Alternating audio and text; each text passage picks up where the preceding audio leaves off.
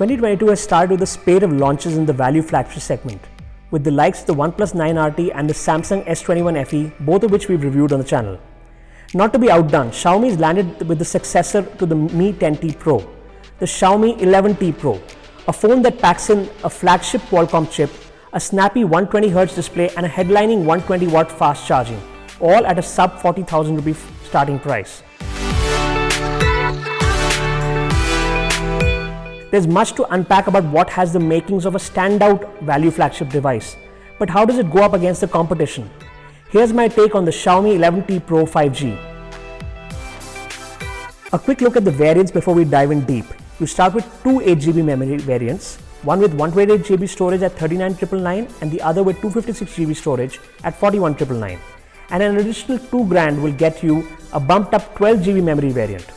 All three variants come in Celestial Magic, Meteorite Black and Moonlight White colorways. Now, unless you picked up the Celestial Magic variant with its color shifting gradient on the rear panel, you're in for a subtle and somewhat staid affair with the white and black variants. Look at the Moonlight White that I have on offer here. It's got a bit of a Redmi Note 10 Pro Max vibe to the design, which isn't a good look for something that's twice as pricey.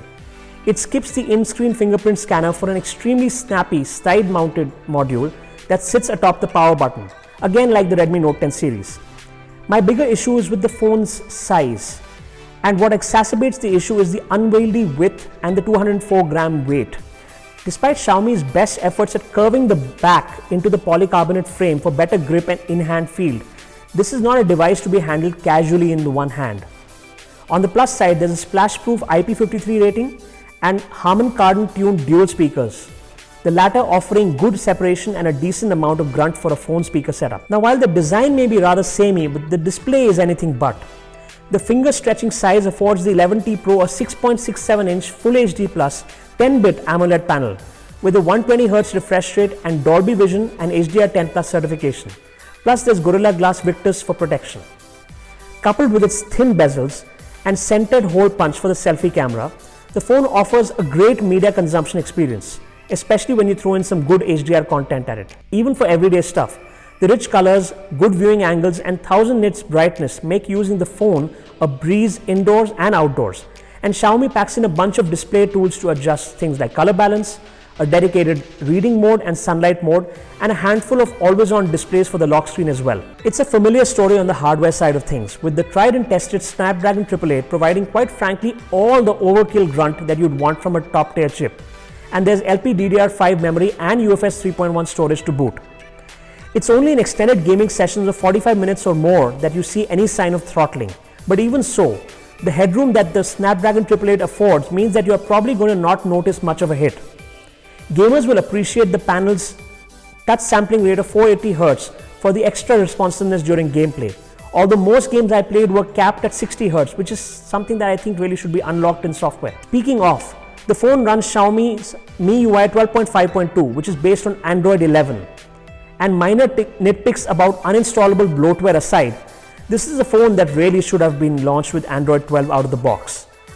Anyhow, MIUI 13 should be here soon enough, and the 11T Pro will be one of the first smartphones to get the update, plus a committed 3 years of Android updates and 4 years of security patches, which is a good thing. Now, with the 5000 mAh battery, the phone delivered as expected.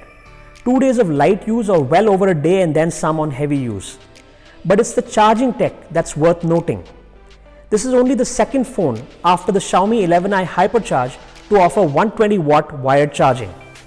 Xiaomi splits up the 5000 mAh battery capacity into two 2500 mAh cells that charge simultaneously, but obviously only if you use the large bundled 120-watt charger. What this allows is for the charger to top up the battery from empty in a little over 25 minutes if you set it down to exclusively charge. Pick it up and use the phone alongside and the phone will rapidly scale down the charging speeds to prevent overheating.